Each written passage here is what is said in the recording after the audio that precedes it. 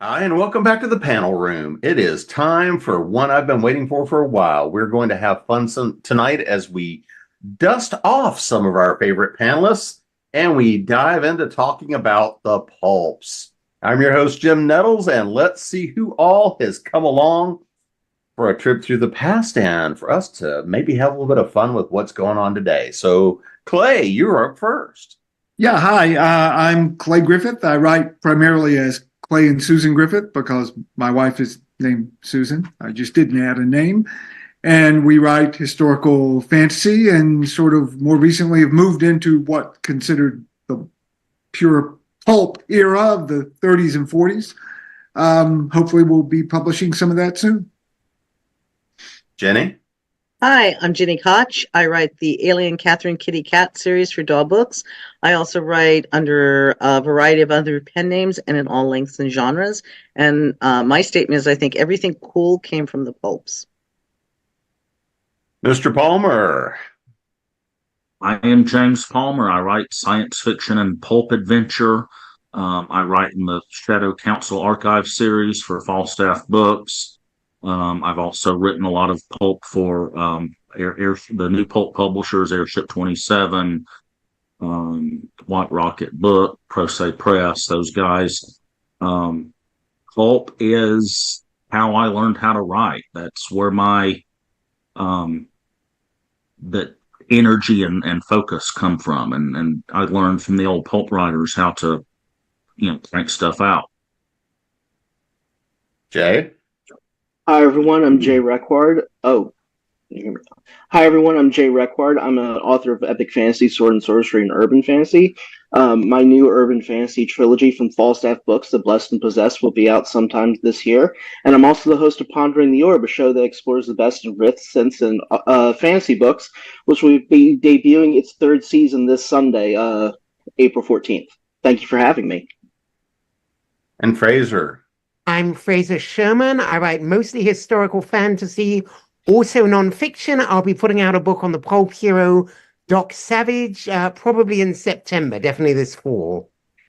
One of my favorites. Mine too. Cool. I first encountered him when I moved here with my family in the late 60s, and he was being in paperback for prints like this one. So let's actually start with kind of this notion of how are we defining the pulps? I mean, we can pick up with, everything starting from late 1800s, the short magazines, how stuff moved through. But I mean, kind of that child of the dreadfuls. It's one of those things of the pulps are always one of those things of you know it when you see it. And if you're a fan of it, you've got to love it. So Clay, how do you kind of look at the pulps? How do you define them for you?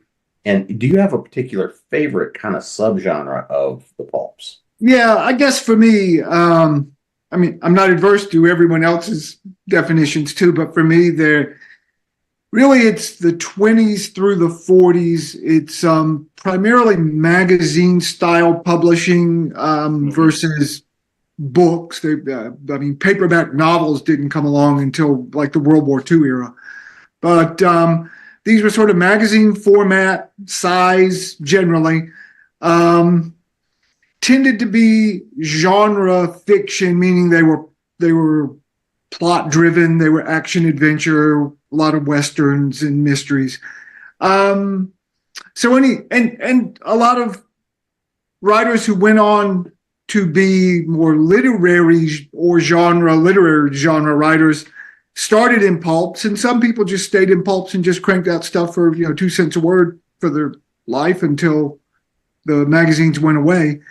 My favorites tended to be the hero pulps, which I consider like Doc Savage, and the Avenger was my personal favorite. The Shadow I like, although that was my wife Susan's favorite. The guy who invented it lived in her hometown, so she knew him when he was quite old. Those were my main favorites, were the hero guys. Jenny, how about you? How do you look at the pulps, and what's your favorite? Well, I really look at them starting from good old Ned Buntline in the late 1800s. That's what he was doing. He was writing, of our Western heroes on the frontier. And so I see that really as the genesis, but I agree with Clay that they really come into their own in the 20s, 30s, and 40s. But I like everything from those eras. And I think Zane Grey probably counts in Pulp, and he's my favorite. So, because I like westerns, I like all of it. Okay, don't get me wrong. I mean, I'm not going to turn down Conan. I'm not going to turn down Tarzan. I'm not going to turn down any of them. But I like Zane Grey. James? For me, it was kind of the late 30s through the 40s and early 50s with science fiction. When I first fell in love with science fiction, going back and reading that stuff, the stuff the Futurians did, Cyril and Kornbluth is a particular favorite. I like some of the hero pulps too. I came into those later. I love the Spider. I actually got an opportunity to write a Spider story once, and as far as my favorite, I love H.P. Lovecraft and Robert E. Howard. Jay?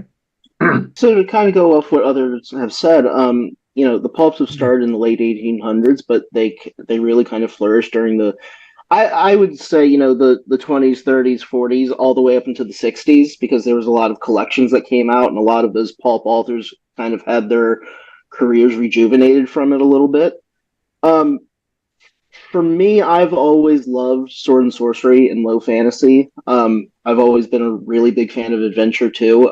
My favorite, of course, is Robert E. Howard, but I really love I've really come to appreciate H.P. Lovecraft a lot more, and I really am starting to dig into more of the mystery writers because I want to write some more mysteries as I get on, and there's just some really great stuff out there. I think pulps kind of serve, even though they're not given enough respect for it, as the foundation for a lot of the genres we love today. Oh yeah, especially film-wise. Yeah. Fraser, how about you? I'll make the technical point that since pulps included things like railway stories and ranch romance, it's almost like saying, why do you like paperbacks? It's basically a genre. Yeah. I mean, it's a format rather than a genre. That said, if you're looking at the proto-superhero, science fiction, fantasy stuff, I have too many favorites to count. Raymond Chandler, Fritz Lieber, Lovecraft, Edmund Hamilton, and his amazing wife, Lee Brackett. If I were to give an example or one example of what I like about the pulps, Edmund Hamilton's Captain Future's Challenge starts out, there is a dead star hurtling towards the solar system and it's going to destroy everything. A scientist claims he can save us all if we put absolute power over every planet into his hands. A crime cartel called the Legion of Doom, no relation, is kidnapping anyone who might find an alternative solution. There is a fallout of a spaceship, a fight with vampire aliens in the Sargasso Sea of space, Captain Future almost being crushed under the moving mountains of Pluto, and that's just the first half of the book, and it's a long book. Yeah, and I mean, I grew up, probably started on the detective series, right? That the detective pulps are probably what got me started, the Oliver Queen magazine stuff. But then I moved over into the sci-fi and eventually, sliding into horror and fantasy and all the good stuff. So I want to kind of dive a little bit deeper as we're going into it and talk about those favorites, those influences, and what is it about those influences that kind of carry forward even into you for today. So Jenny, I'm gonna throw that one at you first. Like I said at the start, I think everything cool comes out of pulps. Okay. I totally agree with Jay. They are where all our genres are. Okay. They were the fun, interesting, exciting adventure, okay, that you got to go on, whether it was a Western or mystery or noir or science fiction or fantasy or sword and sandals. It doesn't matter. It was fun. It was exciting. It started off, you were instantly engaged. You cared about the characters. You cared about what was going on. A lot of it's very episodic. Which is great because it means you were taking it in small chunks. Conan in particular, that's all. Every chapter is one episode, right? In a Conan book, yeah, there's kind of a through line. The through line is Conan's going to make it, right? Everything is this one adventure, and if you're on a train, right, or you're trying to read, because that was, honestly, cars were not everybody had a car. Planes were very difficult. If you were traveling a distance, you were likely on a train, right? So you could read one of these episodes to keep you going, right? And when you have to close it because you're at your stop, well, that's okay, because you finished your chapter. So they also taught everybody how to write short, not happy is not the right word, satisfying adventures in bites. And it's just, it literally, yes, some of the language, I mean, I love Lovecraft. I can't read him today because I read him too much when I was younger. And now my writing style is so different than his writing style that it's really difficult for me to read.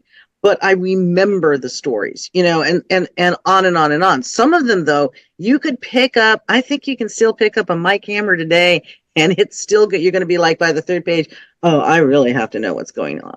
So these are some really great writers who were churning stuff out, and giving you all this fabulous action adventure. But because they were on cheap paper, which is why it's called pulps, because it's the format, like Fraser said, do you like paperback books? This is what they are. It got dissed because you could, it was a dime novel, it was a penny novel, it was a penny dreadful, right? All of these throughout time since they started, if the general population could afford it, it's sneered on by the hoi polloi. So everything everybody's sneering on in this, sorry, this is what gave us all the awesome genres we have today, and then some. I don't know if I answered your question. We'll go with that. It's kind of like, the pulps. Was it a real well? So James, how about you? Kind of who was your favorite out of this, and how does that play into that influenced your writing? Because everything you do is in the pulps pretty much. Yeah, I've had different favorites at different times. I really got into it with science fiction with Bradbury, Kornbluth, and somebody mentioned Edmund Hamilton and Lee Brackett and Henry Kuttner and C.L. Moore and all those guys. The two that most influence me right now are probably Howard and Lovecraft. I write Lovecraftian stuff. I'm putting together a Cthulhu themed anthology right now. I like the themes in Lovecraft. His horror was very science fictional, and dealt with, instead of vampires and werewolves, it dealt with godlike alien beings from beyond space-time. And so I like playing with that stuff, that concept of deep time and the unknowable other, and stuff like that. That's kind of what I'm having fun with right now. And the style of pulp appealed to me when I was learning how to write and how to finish stories. I got to write these grand adventures in different places, different time periods, different kinds of characters. And I got to kind of emulate Howard and Lovecraft a little bit while I was doing that. So that was a lot of fun and a good learning experience for me. Jay, how about you? We could sit here and have a... Let's just go ahead and say Howard and get that out of the way. A panel to itself to Howard. But, I think what drew me to Robert E. Howard, and especially with the Conan and Solomon Kane stories, was you had to have a real punch to the language. You actually had to have an economy to your language and consolidate your story down to where you get to the points that matter, and you take the character and the reader along this terrific, thrilling adventure, and you don't waste time getting there. I think in some ways that is something that is a little bit different from today's fiction in some cases, but Howard and other pulp writers later on really kind of influenced on me. You have to make the language punch. It has to be quick. It has to be consolidated because the reader is not going to waste a lot of time. Like especially now in today's culture where we have so many do not finish readers out there, pulps I think are one of those things that are kind of immune to do not finish readers in a way where they really kind of grab you by the throat and take you along this journey. I think that is something that I've really tried to take with me into my own writing. Whether or not I'm good at it is up for debate, but I really do try to take that kind of that. I think Howard and James mentioned C.L. Moore. There's a presentness to that kind of sword and sorcery. There's this kind of feeling that you're actually in there with Conan. You're actually fighting the devil with Solomon Kane. You're actually having to deal with the devils in the deep or the worms of the earth to fight off the Romans. Like, it feels like a real thing and a real risk you're taking. And I think that that's something so primal and something so essential to what pulp fiction is in a way. It's primal, it's necessary, and it doesn't let go once it grabs you. Fraser? I'm not sure this was an influence on me, but one thing I see in the pulps that I see in my own writing is they didn't do magical systems. The magic was consistent if they were doing it well, and it had a style and a feel to it, but it is much more about the drama and the emotional effect than the rules, and that works for me. And when they had pseudo-scientific rules to rationalize it, by today's standards, the rules are ridiculous, so that still works. In terms of influences, I've done hard-boiled detective stories with a fantasy element, Lovecraftian comedy, Lovecraftian romance. I did a story about the daughter of Doc, or somebody who might be the daughter of Doc Savage, if that would not violate copyrights, having an adventure in the 1960s in my 19 Infinity collection. Clay? Well, I discovered the pulps originally in the 70s when there was a revival in paperback, Doc Savage in the Shadow, and even the modern stuff like Nick Carter. It wasn't the old Penny Dreadful Nick Carter. It was a modern James Bondy guy, but it was still pulp. And there was a lot of new pulp that was created. And it influenced my writing a lot, not always for the better, but it just did. Probably the primary influence, though, was Raymond Chandler, who started in pulps. He started in The Black Mask and then moved into more acceptable, sort of literary detective fiction. In fact, I think The Long Goodbye is the great American novel, but that's just me. Everyone, I think, who's read Chandler copies him. And if you're lucky, you can pull out of that nosedive eventually before you just become a cheap Raymond Chandler copy. Some of us never do, but Chandler is likely one of the most aped American writers ever. I also would mention sort of Michael Chabon? I don't know how to pronounce his last name. Chabon? Yeah, Chabon. He put together many years ago a collection of action-adventure pulp stories written by different people. And he wrote an introduction. And in the introduction, he says that particularly short American fiction, but American fiction in general, in the 1950s, began a real major shift from stories where things happened, such as in the pulps, to stories where the point was an emotional reveal rather than who's the killer, whatever.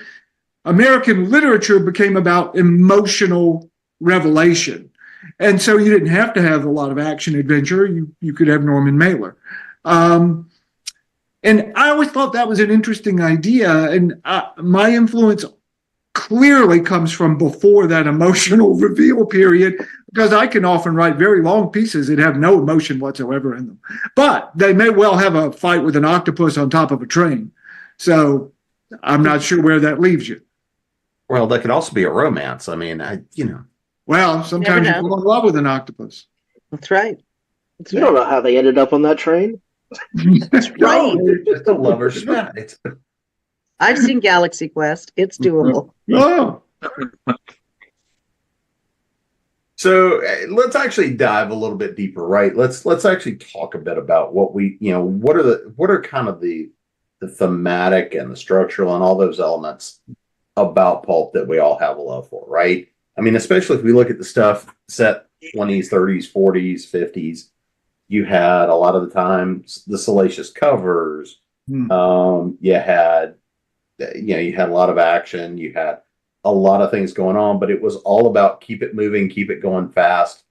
And the hard-boiled detectives or your heroes were always a little morally questionable, or they're about. So James, for you, looking at it thematically, especially for the stuff that you're a big fan of and that's been an influence on you, what are the biggest elements out of pulp that you like to read and you like to play with? I like the language. I like the energy, the intensity, the kind of in your faceness of it. And I like we talked the before particular about things out of that, like examples you've got. Trying to think of like a really good example. I've read so much it kind of all blurs together after a while.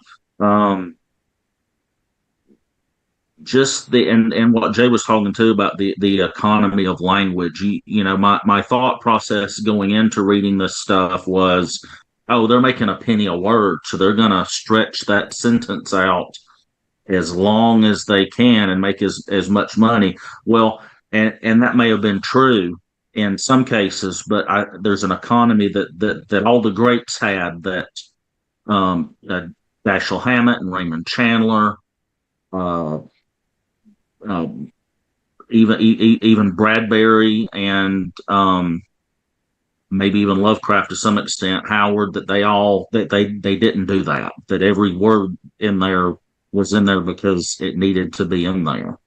And there's just this feeling that stuff has. It's not only the era, but it's the intensity and the immediacy of it, and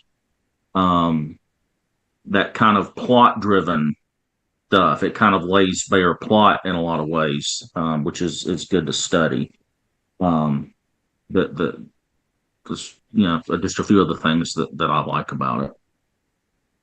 How about it for you, Jay? So there's this great book. God, I can't remember the author's name. It's called By Flame and Crimson.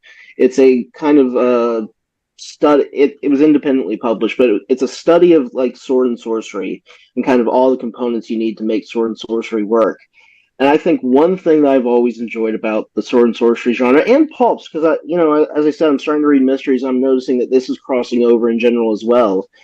A lot of the heroes in pulp are not these squeaky clean, yeah, I'm going to rise up and solve the issue or fight the bad guy or end the evil. They're often people who are kind of dejected from the world. They're often outsiders. They're often kind of wandering. Even, I'm reading a lot of these private investigators and these detectives now. There's always this kind of feeling that these protagonists have that, like, they're either in the wrong time or they're kind of detached. They look at society in a way where they're like, I get what I'm doing here and I'm trying to make it better, but at the same time, I don't get why this is the way it is. Like, for example, I often go back to Conan. There's an innate sadness to the Conan the Barbarian character because he leaves Samaria because his grandfather, who was his blacksmith, traveled throughout the South before he left. He traveled throughout the South and he came back and he told Conan all these stories. And Conan goes to the South and he goes throughout Hyboria And he expects to find all these wonders and all these wonderful things, and he still finds a world of violence. He still finds this kind of world of conniving. For all the intertribal politics that was probably going on in Samaria, he finds the same thing with kings and priests and all sorts of things. There's this kind of innate disappointment I think Conan has that I think is very unique to him as a character, which I think is also mirrored earlier on in Call of Valusia, where Paul very much looks at the world that he's around and he's like, this is kind of it. And, I'm watching my people fall and I'm watching this kind of new world rise, and I don't know where I really fit in all of this. And I think that kind of outside hero is always interesting. One of my favorite films, and I'll end here, is Yojimbo. And I think one of the things that Kurosawa does really well in Yojimbo is, in many ways, Yojimbo is a pulp story. But the character Mifune plays, Sanjuro, who's kind of this outsider that just walks in the town. I think pulps have always been able to capture that kind of character very, very well and translate it onto a page better than other genres usually try to. So, Fraser, how about you? What was the question? Well, with the thoughts about kind of the influences, the structure, the parts of what makes up, the pulp stories we love. What is it in those structurally or thematically and all those pieces that A, really makes it pulp, and B, what are those elements that grab you? For me, well, taking the Doc Savage series, and even though he is a squeaky clean hero, I really enjoy him. There is tons of what were the time incredibly advanced tech, some of which looks positively steampunk now. I mean, this was an age when Doc Savage debuted in 1933, if you were 30 years old, you were as old as heavier than air aircraft. Radio was only maybe a decade older than that. And a lot of the tech, you still had to pay extra for long distance calls, and it was sometimes cheaper to send a telegram. And that old school tech, even though I'm glad we have better tech now, is kind of fascinating to me. And the villains, diabolical, elaborate schemes. They're what some writers have described as menace plots, which is there is a bad guy, Fu Manchu, Phantom of the Opera, the evil wizard, whoever, and he's out there, he's lurking, he's killing people, and your job is to stop him, even though you don't know where he is, maybe not who he is, and the deaths are spectacular, and I enjoy those, and I see a lot of that in a lot of fiction since the pulp era because it's a strong setup. Clay? I think I'm drawn to the unknown that a lot of pulps use across the different genres, and the sort of discovery of new worlds, even if it's like a Western, like a stranger coming into town and discovering what's going on in town, or I'm a sucker for like the old black and white movies where the car breaks down during a rainstorm and they have to go to the house, and I buy that. I find that compelling. And pulp stories are often some version of that, where there's some weird thing that happens. You hear noises, you hear wolves howling, there's something weird going on and you got to figure it out. Often, like Scooby-Doo, it seems to be a cult and it's really old man whatever in a mask. That seems to be the plot of most of the Doc Savage novels. You think it's a monster and it's really some guy from Germany doing something.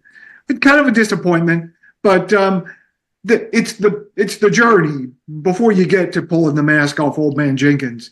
It's the mystery and the potential that it's weird that really keeps me hooked. I ignore the end, but I love the journey to the end.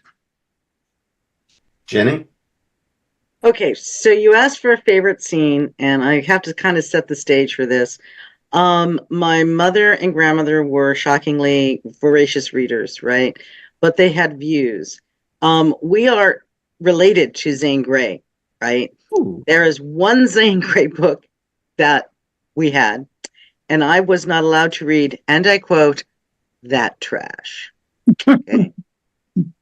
But that trash was in the garage that was, basically our library. We had shelves and shelves in the garage of books. So I managed to squirrel my way up, get that Zane Grey book and read it. And that was Robber's Roost. And in it, not only do we have, the lone man riding alone who comes in and helps the Englishman and his beautiful sister to fight the bad guys, right, in the cattle. They're trying to make a cattle ranch go and blah, blah, blah. There's a romance in this. And it's done very chastely, okay? She's kind of bitchy at one point, but she's really pretty, and he grabs her and kisses her, and she struggles. And when she stops struggling, he realizes he's done wrong, and he lets her go. And, she slaps him, and, oh, we shan't speak of it. And she is literally kidnapped like 5 pages later. And he has to rescue her, and he does all that, and he's ready to leave. And then at the end of the book, brings him to the place where he has kissed her. And, it's like, could any of your American girls have done it better? I brought you here where it first, right? And they're going to be happily ever after. And this is how this Western pulp novel ends. And I loved it. And I read that thing over and over and over. And so when someone would say, well, no, romance says, I'm like, I have a Zane Grey novel right here that would beg to differ, because it's he's a decent guy, and his whole driving influence is, I forced myself on a woman I liked. I'm a terrible person for doing it. I should never have done it. And once she's safe, I'm going to leave, so she never has to see the likes of me again. And she has decided, you're actually a wonderful hero, and I want to live with you forever, right? It's super compelling. The bad guys are bad. Okay, they're evil robbers who have taken her to their hidden place, and it's one guy and her not quite nearly as good with a gun English brother who have to rescue her and all this stuff. It's got everything. Rustlers, the fight between the cattlemen and the other ranchers and the farmers and everything, all in one book. It's not that long a book. Okay, I love that book. It's probably the first pulp thing I ever read, because, I scrolled my way up to the top and grabbed that trash that I wasn't supposed to read.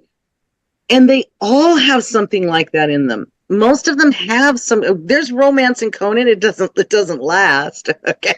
But there's romance in Conan. There's romance in all this stuff, because one of the things that's great about the pulp writers is they didn't make this decision that happened somewhere in the 60s and 70s that romance is cooties and no strong man ever needs to have. Okay, right? But that's a part of life. You don't get people if you don't have some kind of romance in it. And to me, the pulps were all super well-rounded. They gave you everything. You had action, you had adventure, you have romance, you have whatever their genre was, hard and in spades, hitting every trope you want them to hit. But they're well-rounded. The noirs, you've got your femme fatale, and maybe you've got your sweet angel, right? But those are tropes that I want to see in a noir, right? Mike Hammer is always hard-boiled, right? And it's consistent. And so if you pick up a pulp, this writer is going to give you exactly what you want again and again and again and again. A little bit different. You know what publishing likes? Different, but the same. Mm-hmm. So we all know exactly that. The same, except this time her dress is blue.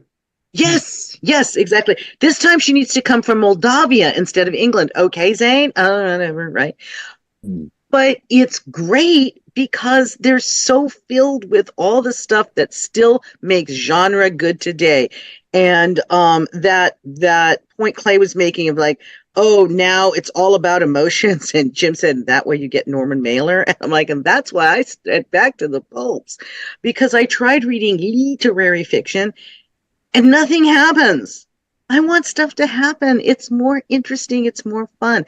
And most of us are reading for entertainment and enjoyment, not to torture ourselves. If you love literature and navel gazing, more power to you. Enjoy yourself. You'll never read anything of mine anyway. So I don't do that. One of the things that I always, because having read pulp from all different periods, right? From, stuff from the late 1800s to today, right? Is that one of the things that it always fascinates me is how well the pulps often reflect the culture at the time, right? If it's sci-fi, it's just a little bit ahead. If it is the gritty noir, it's really the gritty noir. It's kind of taking and encompassing the society of the day. You know, like Fraser, I think you were talking about the steampunk aspects of it and the science is one of those things that always fascinates me, is that notion of how well the pulps kind of reflect the average person, because that's who they were looking to attract. So Jay, you know, do you have any thoughts about the notion of the pulps reflecting not only the authors and the publishers, but the readers and the people that are being targeted? You're on mute. Technical issues. Man, I haven't done this in such a long time, and look how bad I'm doing. But that orb's going to have to ponder itself. Yes, Leonard here. Yeah, I actually do think that pulps kind of mirror a reality of their time more than I think literary fiction does, like Jenny was saying. I think part of that comes from the fact that it does actually have to appeal to a more popular audience, which is why you're able to see more working class characters. It's why you're able to see more diverse characters, more women involved. And that's not me necessarily bashing literary fiction, but to a certain extent, literary. I was going to say, I'll do that. Don't worry. Yeah. But literary fiction, to a certain extent, kind of silos itself. To a certain extent, that pulp does not. Pulp allows a wider influence of sourcing, of culture, and of ideas that literary fiction, to a certain extent, doesn't and can't allow itself to engage in, to a certain extent. Not without becoming more metafiction, I would argue. I think the one thing that pulps do is that they take a temperature of the culture at the time. Like if you look at 20s pulps, they're very much bright. I'm sorry, I'm kind of stumbling on my words. They're much more brighter than the pulps that you see during the Depression. And if you read the pulps during the 50s and the 40s, they have a much more hopeful gaze than the ones during the Depression did, but they're also trying to engage, I think, in a lot more not necessarily liberal and more progressive ideas, but they're getting there. They're willing to push an envelope in the 40s and 50s that, to a certain extent, literary fiction still to this day won't let itself. And I could see Fraser there kind of hemming and hawing a little bit because he definitely has something to say. But I think there is kind of a cycle that's going on, however, where I think there's certain places where the culture becomes more quote unquote pulpy to a certain extent, where we like more pulp based stories. And I think there's periods where we like more kind of literary stories. And I think that we've been in an interesting period now where, especially with the MCU, which I think tries to combine certain aspects of pulp with the more giant cinematic explosive, presentation, where those things are a little bit muddy, but I do think they reflect kind of how people think and feel to a certain extent. All right, Fraser, what do you want to add to that one? I agree. The Depression had a big influence on the pulps. The Shadow's main aide, Harry Vincent, the Shadow hires him just as he's about to kill himself because his family is broke. His fiancée broke off with him because his family in here broke, and the Shadow gives him new purpose. Doc Savage was constantly running charity programs, helping people. One book, The Czar of Fear, is basically taking a small city the bad guy has driven into financial ruin and getting it back up on its feet, and it's an obvious Depression allegory. There is the ruthlessness a lot of the pulp characters had for dealing with organized crime, which back then was still a novel thing. It didn't really get organized until the 20s, and it had this air of invincibility Spectre does in the James Bond films. And so people figured you had to play tough against it. And then, of course, there are also unpleasant things like racial portrayals that have not, shall we say, aged well. It's not all the race, not all the characters are like that. The Avenger books, which I think which Clay mentioned, have a black couple on the Avengers team and a couple of capable women. The Doc Savage series have a lot of capable women. But yeah, there are a lot of moments where if you are a modern person, you are probably going to, wince. What? So that's it. Oh, Yeah, I mean, I agree with that. You have to view the pulps that are historical documents as historical documents. They can be very racist and they can be very sexist. My wife, Susan, who grew up reading pulps and she loves them, but she got tired of damsels. The only women were damsels or were love interests. And when she got to where she was writing, she wrote pulp and she still writes pulp, but she let the women have agency, I guess is the term we use now. So, yeah, I mean, you just have to be aware that these were written in different times, and that doesn't necessarily excuse the worst of it, but it reveals it. It's a historical document, and it needs to be viewed that way. Modern pulp corrects a lot of those problems, is more inclusive for race, gender, et cetera, and which is great, I think. Jenny? Okay. One thing I want to say, I firmly feel that the James Bond novels are pulp, by the way. Yeah. Oh yeah. Yeah, they're totally pulp. Yeah. I just wanted to mention that because we haven't really said it, and I want to make sure we said it. To me, one of the big differences is that in literary fiction, they're all about the beauty of language, the beauty of language, the beauty of language, the beauty of language. And that's nice. I just want the plot to move forward. Okay. So when Jay was talking about how, they're using an economy of words, the pulp writers are using the right word. They're not looking for the most beautiful word. They're looking for the right word or words that give you the feeling, the visceral feeling of what's going on. And to me, that's what I care about. I had a period where I was in the literary fiction book club. And I couldn't, after about a year, I'm like, why am I paying money for this? I hate everything I'm reading. Everything. I don't understand why people like Vonnegut. I read Vonnegut. Nothing happened. Absolutely nothing happened. And then his whole science fiction thing, it's like, I really need to go. I literally read that. And then I went, hey, Zane Grey's still up over here. I'm just going to get this book and read a good book. Right. I don't like literary fiction, and I am allowed to not like literary fiction. I think a lot of people don't like literary fiction. I realize that's where for authors, that's the big money. Right. But at the same time, honestly, I think for most readers, where the number one category is romance. Okay. Mystery, thriller, suspense is right after that. And then science fiction, fantasy, and horror, and which paranormal flows under. And then this tiny little bit is literary. But nothing happens in these books. I want things to happen. I want to ride. I want someone to take me on the same kind of ride that a Conan story takes me on, that Zane Grey takes me on, that Lovecraft took me on, that all these things took me on. I want to do that. Those are the kind of rides I want to be on.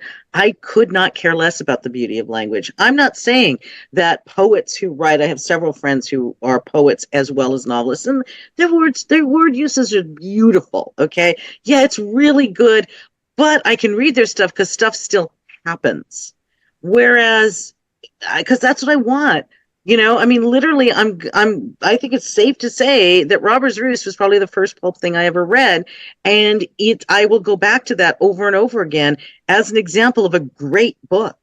And so what? It's pulp. You know what it was? It was fun. It had a compelling hero and really, bad guys you could believe were real. And a very satisfactory conclusion that concluded with its romance. I just, and beauty of language aside, you can say said, and yelled, as long as you're running towards something while you do it for me. I don't really need the beauty word. I just want the right word that tells the reader the right emotion to feel at this time. Can I say something that Ginny hit on with Bond Yeah. books? And I think it's an important thing to recognize about pulp fiction. Um, James Bond, I agree. Those are pulp novels. Fleming was kind of writing them because Fleming was a real spy. He kind of wrote them like these are the fantasy that I would rather live versus the actual spy life that I lived, which was probably not that fun. Um, I I think when it comes to, I think when something gets really popular in the pulps, it stops being pulp, and I think that that's something that's unique to, I think, our media culture. Like we've kind of touched on it tonight that like pulp is the foundation for a lot of the genres that we like now, but there's this kind of weird kind of societal idea that somehow if you attach the name pulp to it still, it does have kind of that more, blue collar, working class kind of appeal in terms of what the kind of fiction people read. But that's not necessarily true because Jenny hit on it too that, literary fiction is a relatively small part of what the publishing ecosystem is in terms of sales. I would argue, though, that like during the 80s and 90s, there was an attempt by literary fiction to become a little bit more pulpy. But the moment it did, they started making movies from it, and it stopped being pulp, and it turned back into being. I mean, I'm sorry, it stopped being literary fiction, and it turned into popular fiction. I think that's a weird thing that happens too on the literary side. If something gets popular, it's no longer what it was. Mhm. So yeah, pulp's weird like that in a way where when it translates over, we kind of lose it. James, anything you want to add to that? I think he's right. I think it also, I think that happens to science fiction a lot too. This can't be science fiction. It's good. Kurt Vonnegut's not a science fiction writer. Ray Bradbury's not a science fiction writer. Dashiell Hammett's not a detective writer. Well, that's outside, but it happens. I think it happens in all the genres to a certain extent. It really happens a lot in science fiction. Well, and so that actually kind of leads to one of those places I wanted to hit is there is, while pulp is largely written and marketed for the masses, right? That's the reason it was printed on pulp paper, to make it cheap, to make it affordable, to be able to reach everybody. Is that notion of it was the everyman's life, but it's also their fantasy story.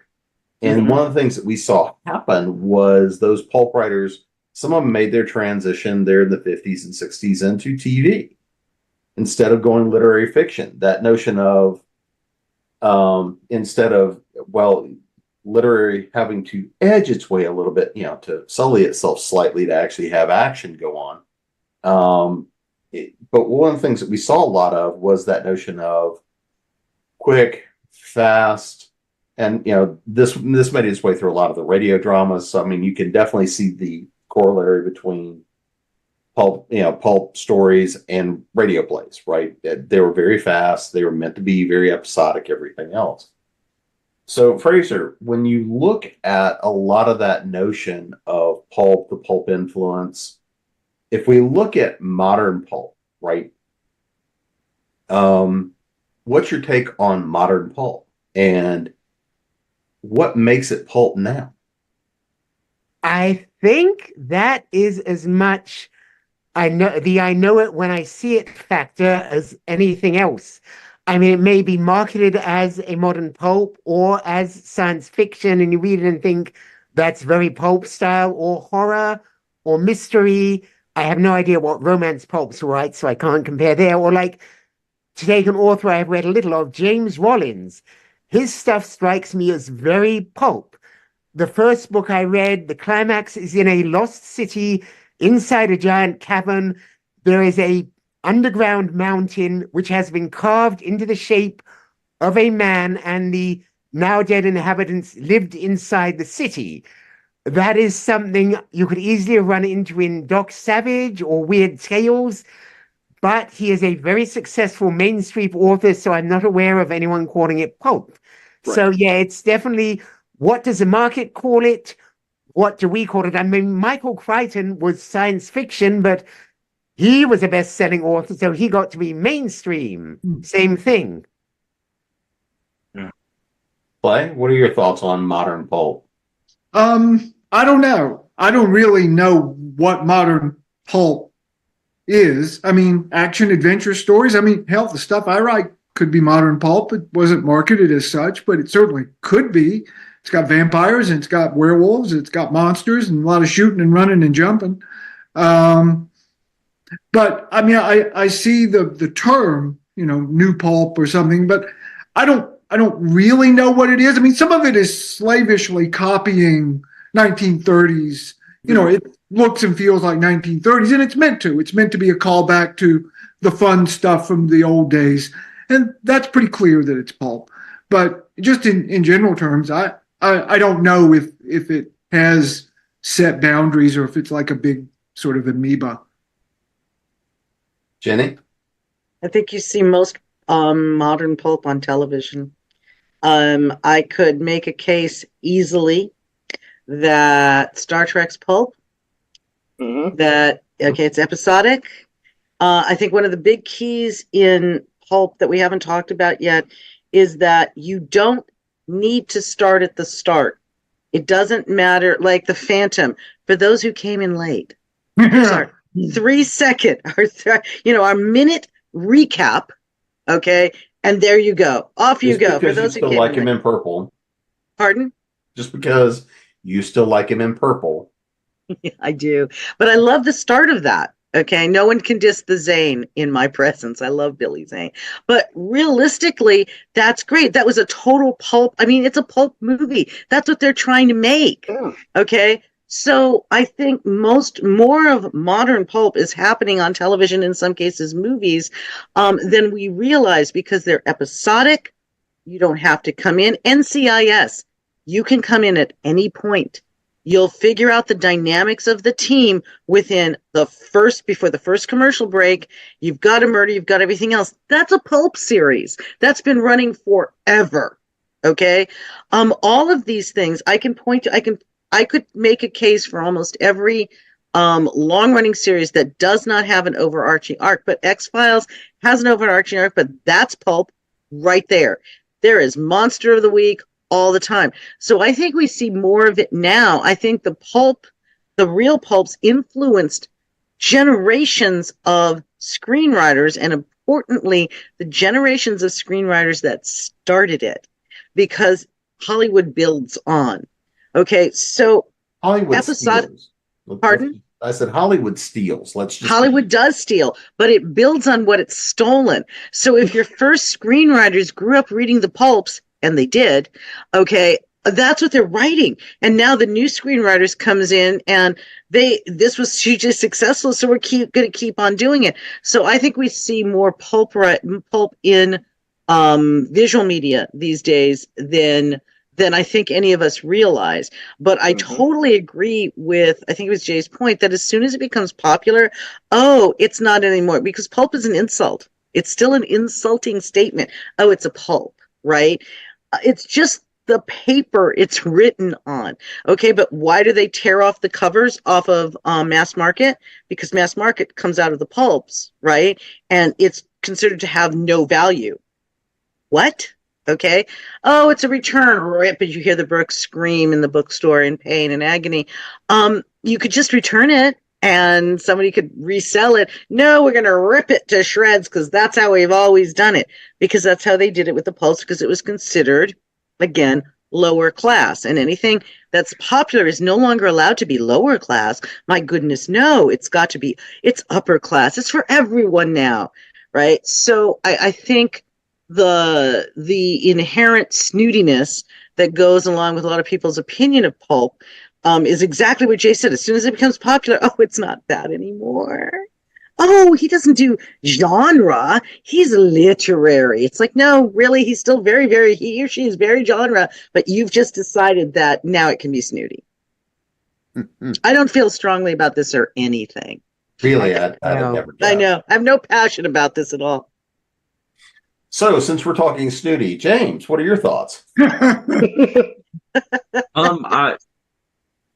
I mean, I agree with the rest of the panelists. Everything's kind of moved into movies and TV. When I used to do new pulp panels at like Dragon Con or something, somebody would always go, well, what's an example of pulp? And it's easy just to point to a movie and say, well, Indiana Jones is pulp, The Rocketeer is pulp, Bartman is pulp, and you know those big easy ones. Star Wars is pulp, to a certain extent.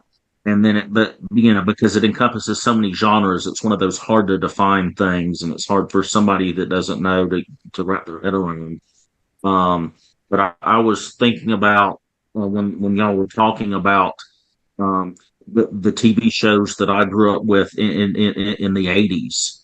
I mean, there was a Mike Hammer show for God's sake. The A-Team. You had the knight errant character. You know, the traveling wonder and stuff like Knight Rider and Stingray. And they were very episodic because you could watch them out of order. They don't do TV shows like that anymore. They have the writer's room. Well, I'm going to write episode 3, and he's going to write episode 6, and they're going to tie together. So it's much less. I think it's a little less episodic now, but nonetheless pulpy for all of that. But I think, you know, and they're just borrowing from what they grew up reading and watching. Well, I think that's one of those things that streaming is kind of blown up, is instead of having to chase syndication, is right. You know, it has changed the writer's room. 1,000%. Yeah. So Jay, you know, what have you got to throw into this mix? So I think I think everyone's hit on the fact that, like, you know, pulp is still considered kind of an insulting term to place towards a certain level of fiction. I think it's very hard not to see pulp everywhere you look today, whether it's the MCU or Star Wars, or even to a certain extent my kid's favorite show, Bluey. Like there's kind of a pulp aspect where you see the same characters over and over again, but they're doing something completely different, and new characters come in and then they disappear entirely. I think pulp is more ingrained into our style of modern storytelling than people will ever want to admit, and I think that's a huge victory outside of what anything people can say about it. At the same time, you know, saying what's pulp and what isn't is kind of like asking the question, what's punk rock? Like, you know, is there such a thing anymore? I think to a certain extent, when you get down to, like, and I'm just speaking for me as someone who's a sword and sorcery author who tries to not only be active in that community but also be a part of the markets.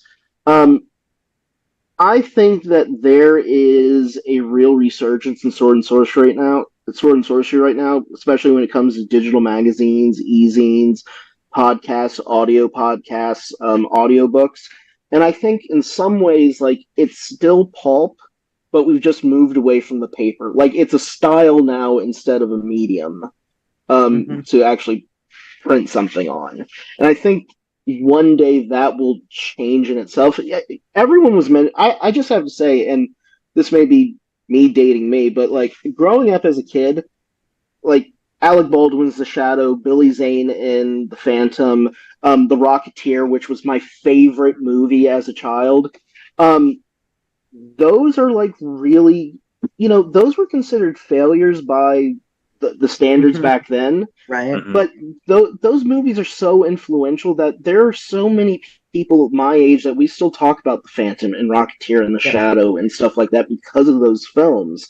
We own them and watch them repeatedly. So, well, like, I think that it was just, in some ways, the pulps are more alive and more vibrant and more popular and more viable now than ever before. You know, in the 90s, I think it could be argued, like, versus the 80s, where, you know, you saw a big sword and sandal and sword and sorcery jump in the 80s. In the 90s, the culture wasn't there for pulps. I think the culture is definitely there now for that style of storytelling. I think that we see it now in terms of every show that comes out that's genre. For example, I just started watching Blue Bloods. Blue Bloods is a cop procedural show that's 1,000% a pulp. but it's been going on for 15 seasons, and I think Pulp is interesting because it allows people to access characters in a way where, like, they're family in a certain sense. Like, let's take Fritz Lever's Fafhrd and the Grey Mouser. Everyone loves Fafhrd and the Grey Mouser because we see Fafhrd and Grey Mouser as people we could actually hang out with versus Aragorn, or to a certain extent, like, even after the Hobbit story, you're not going to really want to hang out with Bilbo. Bilbo's been through some stuff. But it always feels like you could hang out with Conan. You could hang out with, to a certain extent, hang out with Solomon Kane. It would probably not be that fun. But, you know, Puritans. But, you know, I think there's an accessibility today to characters that pulp fiction has given us, which is why you have so many popular characters today. So I kind of getting around to your question, I think that's what really pulp is today, really the presentation that we see in front of us. Well, I'm going to throw in, this is going to be the speed round. So brevity, folks, brevity. I don't know why I'm bothering. Do we do that? This is the pulps. But I mean, when I look, and I sort of quit before we got started, that in a lot of ways, I see almost things like, you know, KU as being a modern version of the pulps, right? Large volume, varying degrees of quality. There's a whole rant there somewhere. But anyway, so Clay, what's one thing about the pulps we haven't talked about yet? No, pass. You don't get a pass on that one, Jim. I need to think. I don't know, but that just became one of my new favorite sound bites. Clay, you're going to be my ringtone. Okay. No, I don't know. Pass. Move on. All right, Jenny. Oh God, I don't. Hang on. What haven't we talked about? Gosh, honestly, I think we hit everything because we've really bounced through. All I'd say is that there's probably more pulp than anyone realizes in their libraries, their personal libraries and their real libraries. Definitely more than they realize in their media watching. It's everywhere because anything cool, anything fun came out of the pulps. James? I don't know. I can't really think of anything. One thing I like about one aspect of the pulps is the time period, that 30s and 40s time period in which they were written, and some of the people that were writing this stuff. Just it feels so magical to me. This was a time when even a terrible job was hard to come by. You would have guys they'd stay up all night banging out a story. They would schlep it down to Street and Smith, and some guy would read it, you know, wearing a green eye shade while you sat there and hemmed and hawed over it. And if you liked it, he'd cut you a check and you'd go pay your rent with it. I just think there's something kind of very blue collar workaday and cool about that. It's not this mystical.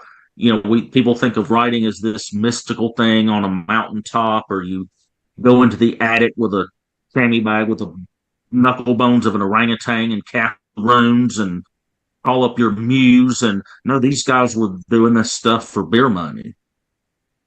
And I just think sounds like my life. I'm on top of the mountain, and yeah, exactly. I just think that's fucking cool.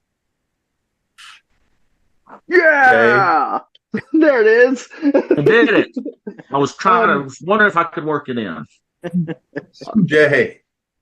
You know what? I really don't think that we've touched on the intersection of how pulps affected art and aesthetic, and how it really changed kind of the visual presentation of how fiction came about. Because, you know, I'm a big fan of, like, early, quote unquote, early fantasy, the stuff before Tolkien. And if you look at covers from fantasy authors before Tolkien, and you look at the pulp authors that came before Tolkien, two completely different aesthetics in terms of how to approach storytelling and art visually. But I would argue that the pulp visual won out and has influenced so much of what we see in the media today that came off of pulp covers, because pulp covers were salacious. They featured women often in risque clothing. They often featured violence. They featured demons and things like, so a personal story, and people know who I'm talking about. So John Hartness had one of his books featured on The View, and it's one of the Quincy Harker books, and it has a pentagram on the front of it. And like, you're sitting there, it's like, it's a pentagram on The View, but like, that's something you only see off of a pulp book. You're not going to see Oprah's favorite pick with a pentagram on the front, or a demon fighting an angel, or anything cool like that.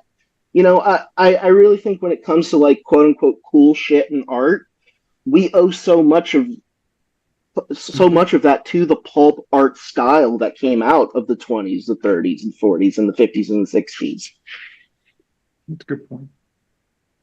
Fraser? I think one thing we haven't touched on is that if anyone listening to this thinks the pulp sound interesting, in the time that I have been alive, there has never been a better era than this to read the actual pulps. All manner of things were printed, science fiction, fantasy, horror stories, dozens of pulp heroes, the Spider, Doc Savage, the Phantom Detective, G8 and his Battle Aces, Operator 5. More and more are coming out. If you look for them, you can find them. And so if this is your kind of thing, this is a great time to go looking for it. We have a new generation of Conan, and there's going to be new Phantom, and there's so much coming out in terms of pulp. Fraser's absolutely right. Like, we really are seeing a resurgence of not necessarily the style of storytelling, because as I think Clay touched on earlier, there's some issues with some of the elements in previous stories, but I think you're really starting to see a resurgence of like pulp characters coming back and being kind of thrust into a new modern narrative, which is always cool. Well, one of the publishers that I've worked for in the past, Airship 27, they do new public domain pulp stories, and the Operator 5 and the Avenger and Sherlock Holmes and all this other stuff. So yeah, there's it's out there, and you can find it. Is John Carter in the public domain now? Yes. I assume it's all of it is now. domain. But the I have to name go, is guys. Bye. trademarked. Shit. The stories, like you can publish a Princess of Mars yourself and not get in trouble. But if you write new stories with John Carter, because it's trademarked, I guarantee you Edgar Rice Burroughs Inc. will have a branch office in your ass. There goes my Woola-themed Antho.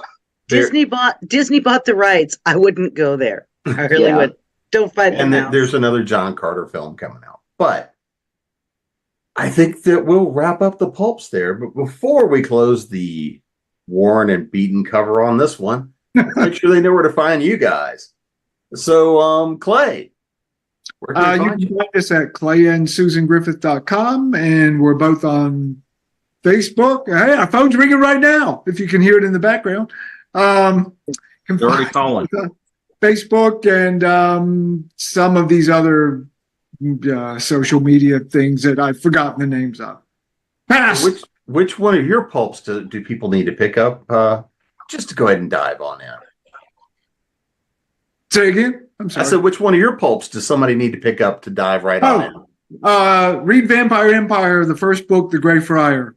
Read that. It's very pulpish, guy in a mask with a sword and secret identities and airships and all kinds of cool stuff. Jenny?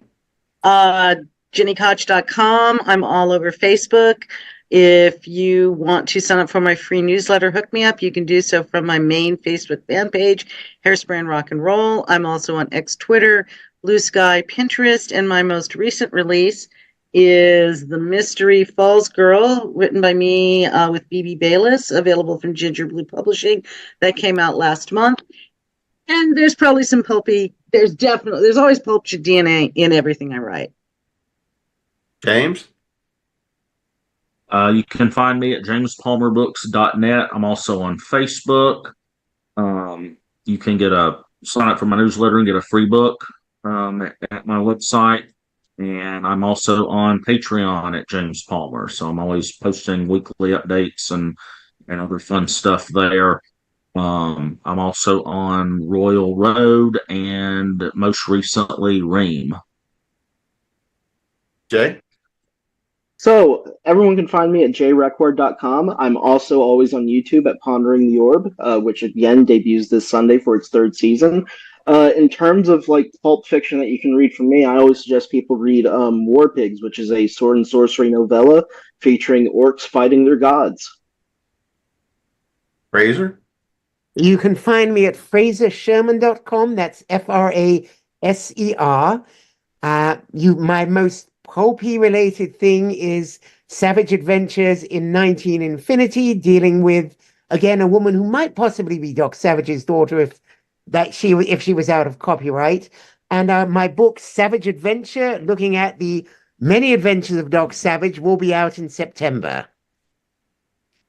And you can find me at jamesbnettles.com, authoressentialsworkshops.com, at creatingpros.com, and of course here at ConTinual. And we will see you guys again soon. Stay safe out there. Bye.